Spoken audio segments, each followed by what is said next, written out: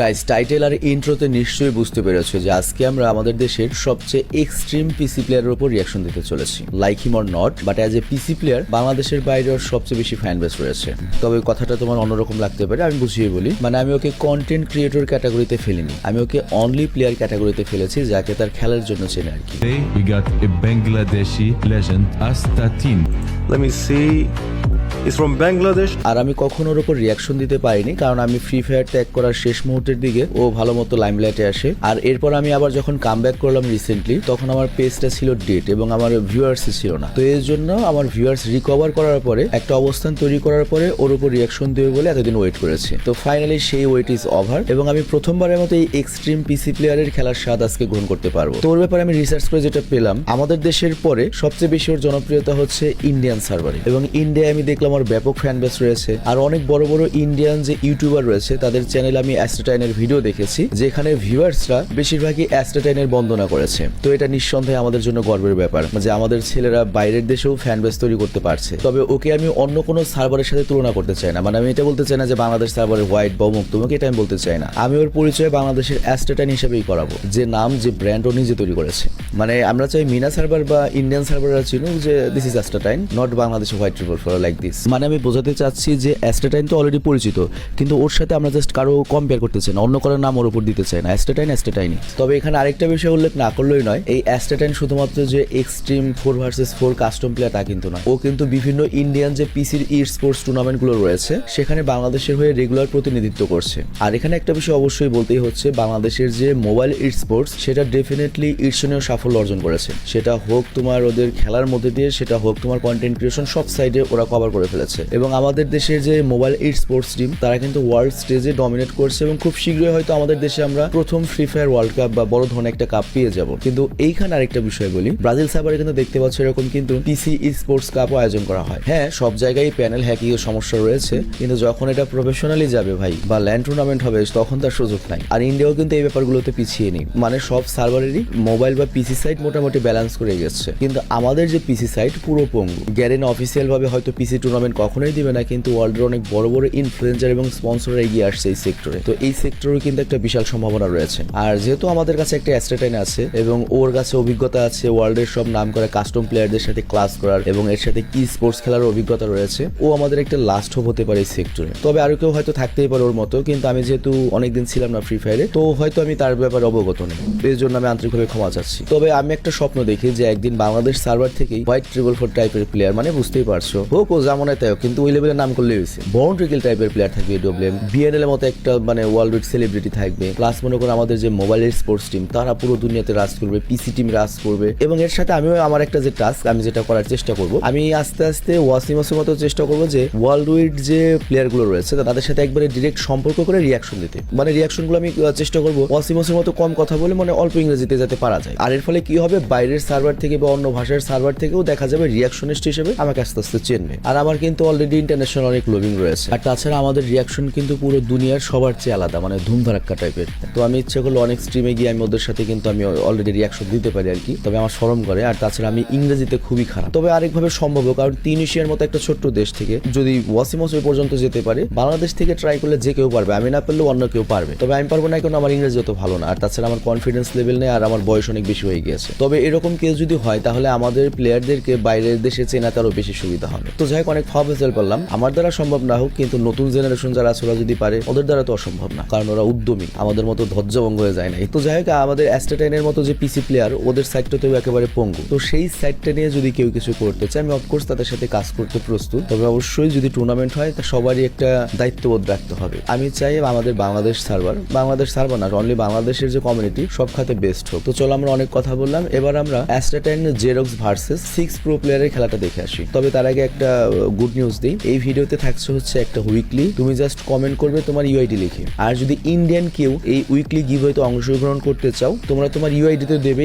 এর সাথে এটাও লিখে দেবে যে আমি ইন্ডিয়ান, যাতে আমার বুঝতে সুবিধা হয়। আর ছোট্ট একটা কথা, তোমরা অনেকে আনইজি বোধ করো গিভওয়েতে পার্টিসিপেট করতে, এই আনইজি বোধ করো না, কারণ আমরা ছোটবেলায় যখন রেডিও শুনতাম তখন রেডিওতে এবং যে পেপারে চিঠি লিখতাম আমরা বিভিন্ন গিভওয়েতে অংশগ্রহণ করার জন্য। এটা একটা মজা। তুমি দেখো আনএক্সপেক্টেডলি তুমি যদি একটা গিভওয়েতে পেয়ে যাও, এটা ছোট লোকে বলে কোনো জিনিস না। আমি উইলিংলি দিচ্ছি এবং তোমাদের কোনো টাস্কও করাচ্ছি না, এবং এটা যেহেতু আমি তোমাদের সবার জন্য দিচ্ছি, তোমরা আমাকে তৈরি করেছো, এটা তোমাদের হক। তো উইদাউট এনি হেজিটেশন তোমরা আমার যে কোনো গিভওয়েতে অংশগ্রহণ করবে। হঠাৎ করে একটা পুরস্কার পাওয়া, এটা কিন্তু অনেক মজার একটা ব্যাপার। একটা গিফট সবসময় একটা স্পেশাল জিনিস। তো চলো আমরা ভিডিও স্টার্ট করি। তো যাই হোক, এই পাশে রয়েছে হচ্ছে অ্যাস্টাটাইন আমাদের এবং জেরক্স, মানে Nepal Bangladesh versus 6 pro players. তো যাই হোক, আমরা অ্যাস্টাটাইনের আজকে মানে বহুল প্রতীক্ষিত একটা ম্যাচ, তোমরা অনেকদিন ধরে বলছিলে, আমার জন্য প্রতীক্ষিত ছিল। ও একবারে খাড়া, মানে মরার উপর খাড়ার গাছ, যেমন খাড়া আইসা সামনে মাথায় ঢুকাই দিছে। তো যাই হোক, ওকে কিন্তু মানে খাড়া মাইট দিয়ে দিছে একটা, এবং শুধুমাত্র খাড়া মাইট না, অ্যাস্টাটাইন কিন্তু সাইড মাইরও দিতে পারে খুব ভালো। কিন্তু আমরা তো জেরক্সের কাছে চলে আসছি, জেরক্সের কিন্তু এটা সে ওয়ান ট্যাপ ছিল, wow, back to one tap. But আমরা জেরক্সের রিয়াকশন দেবো না, আমরা দেবো আজকে অ্যাস্টাটাইন। এবং জেরক্স কিন্তু অলরেডি খিসপে আব্দুল্লাহ হয়ে গিয়েছে, এবং আমাদের অ্যাস্টাটাইনকে এই ম্যাচটা বের করে আনতে হবে। এবং অ্যাস্টাটাইনের খেলার স্টাইল, বাকি যে সবাই যে তোমার প্লেয়ারগুলো থাকে প্রো প্লেয়ার, ওদের মতোই মানে সব সময় কেওয়াস তৈরি করবেন। এই দেখো, কোনো রিস্ক নেবে না, মানে অনেকে থাকে না, আমরা তো ওভার পাওয়ার করে সেই ছিল ফিনিশিং। মানে আমি বোঝাই, নর্মালি আমরা যেখানে ভুলটা করি, কেন ওরা প্রো প্লেয়ার, আমরা করি কি খাড়া রাশ দিই। যেমন দেখো, ওইটা বট মতো লাগতেছে, ও কিন্তু বট মনে করে একা যদি 3টা মারছে, ও কিন্তু বট মনে করে একটা রাশ দিতে পারতো খাড়া, কিন্তু ও কি করছে, গ্লোয়াল দিয়ে প্রথমে সেফটি মেনটেন করে ওকে দেখে তারপর মারতে গেছে। তো এইটাই ওদের আর আমাদের মধ্যে পার্থক্য। আমাদের তো গ্লোয়াল ভালাই তো মনে থাকে না, মানে আমার মতো প্লেয়ার যারা। তো যাই হোক, এখানে কিন্তু জেরক্স মাতব্বরি করে একা একা গিয়েছিল, এবং যাওয়ার পর একবারে সাফারি কিরকিরা হয়ে গিয়েছে, এবং আমাদের নায়ক সাহেব যাচ্ছে নায়িকাকে, সরি মানে আরেক নায়ককে বাঁচানোর জন্য। বাট আনফর্চুনেটলি এখন ওর কোনো বা একটা কানেক্ট করতে পারতেছে না, মানে কাজের সময় কোনো সময় হেড লাগে না। তো যাই হোক, এখন জেরক্স মারা গেছে, ওর বসার করা যাবে না। এখন ওকে কী করতে হবে, ওর টেকনিকটা দেখো। ও কিন্তু এখন ডিস্টেন্স ক্রিয়েট করছে, কেওয়াস প্লাস ডিস্টেন্স, কারণ প্লেয়ার ওর পাশে 6টা রয়েছে। ও বেশি ডিস্টেন্স নিয়ে একটা একটা করে কমাবে, এটা হচ্ছে টেকনিক। মানে নর্মালি এই ধরনের খেলা এরকমই হয়ে থাকে, এবং এখানে টেকনিক মানে আইকিউ সবচেয়ে বেশি কাজে লাগে ভাই। তুমি যে খালি ব্যাটল খুব ভালো পারো তাহলে হবে না, আইকিউ। তো ওই কী করছে, এখানে একটা গোলক ধাঁধা তৈরি করে ফেলছে, এবং একটা একটা করে সরাই দেবে এখন। এবারে রানিং দেখো, কই থেকে কই যাবে, খালি একটু খেয়াল করে দেখো ওদের চান্স। ভাই এটা কী মারতেছে ভাই, পিঁপড়ার মতো মারতেছে ভাই, পিঁপড়ার মতো, সিরিয়াসলি। এই দেখো, কোনো মানে ওরা যে একটা ওকে শর্ট কানেক্ট করবে এরকম কোনো সুযোগ দেওয়ার মানে সুযোগও দিচ্ছে না। সব সময় গ্লোয়াল এবং কেওয়াস বাজায় রাখবেই, পুরা কেওয়াস। এবং ইতিমধ্যে 3টাকে কিন্তু ল্যাটকে মানে সাফারি কিরকিরা করে দিয়েছে, এবং লাস্টের যে কয়টা আছে দেখা যাক কত। ভাই এর মিস হলো কেমনে, তোমার টাইম মতো হেড লাগে না, আপনার লাগছে কমও লাগে নাই তো। তো এইখানে কিন্তু পুরো আইকিউর ব্যাপার ভাই। দেখো এখানে ও কি আইকিউটা খাটায়, এক জোন, ও জোনকে কিন্তু ওর পক্ষে নিয়ে খেলতেছে। দেখো এমনভাবে গ্লোয়ালগুলো ফেলছে, একটাকে জোনে আটকে দিছে এবং ওইটাকেও জোনের বাইরে সিস্টেম করে দিছে। দেখো ও না বললেও গ্লোয়াল দিয়েই, মানে গ্লোয়ালটা একটা শিল্প ভাই, সিরিয়াসলি। মানে এটা তো হাই আইকিউ ভাই, সিরিয়াসলি। তো ওই সেম ডিস্টেন্স ক্রিয়েট করছে, মানে যখন প্লেয়ার বেশি তখন ডিস্টেন্স, যত বেশি ডিস্টেন্সে থাকতে পারবে তত তোমার ফাইট করতে সুবিধা হবে। চিন্তা করো, নর্মালি 4 জন যদি এক জায়গায় থাকে, তুমি কিন্তু ভাই তোর কেবল প্রশংসা করতে লাগছিলাম, তুই এটা কাম করলি সিরিয়াসলি। মানে তোমার এক জায়গায় যদি অনেক বেশি প্লেয়ার থাকে, তুমি তো ওখানে হ্যান্ডেল করা পসিবল না। তো এই জন্য কী করো না, ডিস্টেন্স নেয়, খালি পেছাবে আর একটা একটা করে খেলাবে। তো যাই হোক, এখানে জেরক্সের যে খেলার স্টাইল, ওর নাম করা ছিল হচ্ছে ওর ইউনিক মানে গ্লুয়াল ফালানোর যে স্টাইল। আমি তো আসলে রেগুলার প্লেয়ার না, আমি বলতে পারছি না আর কি বলে এটাকে। তো এটার জন্য স্পেশাল ছিল, এই যেটা হেড খাইবো। জেরক্সও কম না, জেরক্স আবার বাউ। তো আমাদের প্লেয়ার হচ্ছে তোমার সব গানে ফার্স্ট, হ্যাঁ। এবং আমি গেমটা শুধুমাত্র যেখানে আমাদের অ্যাস্টাটাইন খেলেছে ওইখানে দেখিয়েছি আর কি। এবং অ্যাস্টাটাইনের কিন্তু ও কিন্তু ডেজার্ট ইগল কিং ভাই বলা যায় ভাই, ও যে সব ডেজার্ট ইগলের খেলা আমাদের দেখাইছে, বিশেষ করে এখন আমি পেছনে যাবো না, কিন্তু এই ম্যাচটাই সেই। এবং হাই আইকিউর একটা প্লেয়ার, ও আবার শর্ট গানে ভালো খেলে। ও মানে জিনসিং টিনসিং খাইতেও শর্ট গানে ভালো খেলে, কিন্তু আমাদেরটা কিছু খাইতে হয় না, সবটাই ভালো মানে ভাই। স্যাটিসফাইং ছিল দেখতে। তো ভাই উড পিকারও ভালো খেলে ভাই, তাহলে এটা আমাকে শর্ট গানের খেলাও দেখায় টুকটাক। কিন্তু কামেশ ভাই ক্লোজ থেকে ভাই মানে অসাধারণ ছিল, এটা স্যাটিসফাইং মনে হচ্ছে ভাই। কিন্তু জেরক্সের খেলা এখন তোমার বাধ্যতামূলক দেখতে হবে, কারণ কতক্ষণ কাটবো ভাই, তাহলে তো ম্যাচই ছোট হয়ে যায়। আর জেরক্সের লাগলো না ওয়ান ট্যাপ, লাস্টের কিলটা আমাদের ভাই। জেরক্স তুমি খুব ভালো খেলো ভাই, আমি তোমার জন্য শুভকামনা ভাই। তুমি আমরা একটু অ্যাস্টেটাইনে খেলা দেখতে চাই জেরক্স, শুভকামনা। যাই হোক, না আমি একবার দেখছি, এই জন্য আর কি সিস্টেমে বলতে পারছি। তো যাই হোক, আমরা অ্যাস্টেটাইনে খেলা দেখবো, মনোযোগ দিয়ে খেলা দেখবো। এবং আমার ওয়াও, অ্যাস্টেটাইন তো জিতবে না নিঃসন্দেহে, কিন্তু কোন স্টাইলে আমাদের কতখানি স্যাটিসফ্যাকশন দিয়ে যেতে সেটা আমি দেখতে পাচ্ছি ভাই। এই যে দেখো ভাই দেখো গান সুইচ কখন হয়েছে ভাই। জাস্ট ইমাজিন, আমি এটা এডিট করার আগে আমি এডিট করে রাখছিলাম। একটু দেখো, তুমি গান সুইচটা দেখো চোখে দেখতে পারো নাকি কখন গান সুইচটা হয়। দেখো মুহূর্তের মধ্যে, এই দেখো শর্টগান মিস, সেকেন্ডের মধ্যে ডেজার্ট ইগল দেবো হেড মেরে ভাই। এই যে এখন দেখো মানে জোস, আমি বললাম না যে ও ম্যাচ তো জিতবে, কিন্তু কতখানি তোমাকে মজা দিতে পারবে, স্যাটিসফ্যাকশন দিতে পারবে, সেটাই ফুল স্যাটিসফ্যাকশন দিচ্ছে এবং এখনও স্যাটিসফ্যাকশন দিচ্ছে। এবং আমি যেটা দেখলাম, ও সব গানে স্পেশাল, এবং বিশেষ করে এইগুলো একটু বেশি স্পেশাল। দেখছো মার না, লাস্ট কিলটা তোর কপাল হলো না শালার, লাস্ট কিলটা পোলার কপাল হলো না, কিন্তু তারপরে এমবিবি অ্যাস্টেটাইনে হয়েছে ভাই। এবং আমি স্যাটিসফাই ভাই, আমার ভালো লাগছে ভাই।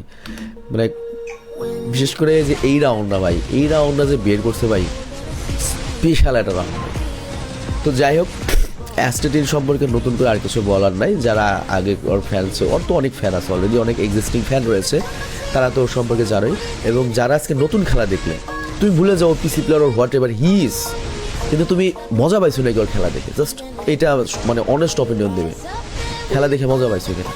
আর গাইজ, বিদায়ের আগে আবার মনে করে দিচ্ছি, এই ভিডিওতে কমেন্ট করে তুমি কিন্তু পেতে পারো উইকলি। আর তাছাড়া আমাদের স্টোরে কিন্তু সেই কালেকশন এসেছে সামার টি শার্টের, যেগুলোর মধ্যে রয়েছে প্রিমিয়াম ফেব্রিক্স এবং অ্যাসিড ওয়াশের টি শার্ট।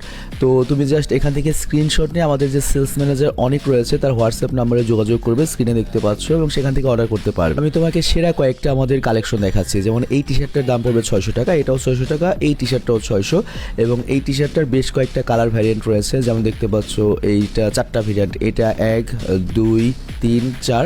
আর ডেমোস্লেয়ারের টানজিরো রয়েছে, এটার দাম 550, নারুতোর মাদারা 550, লেভি আর্চার ম্যানের মানে অ্যাটাক অন টাইটানের 550, এগুলো সব অ্যাসিড ওয়াশ। আর এই টি শার্টটা তুমি পাবে লুফি ডি মানকির মাত্র 450 টাকায়। আর এই টি শার্টটার দাম হচ্ছে 600 টাকা, পোর্শের টি শার্ট, এবং এটা নিশান জিটিআরও রয়েছে। আর এই অসাধারণ ড্রপ শোল্ডারটির দাম হচ্ছে মাত্র 550 টাকা। আর তাছাড়াও অনেক এনিমে টি শার্টের কালেকশন রয়েছে, যেগুলোর স্ক্রিনশট নিয়ে তুমি আমাদের অনেকের সাথে জিজ্ঞাসা করতে পারো হোয়াটসঅ্যাপের মাধ্যমে, এবং সেখান থেকে অর্ডার করতে পারো।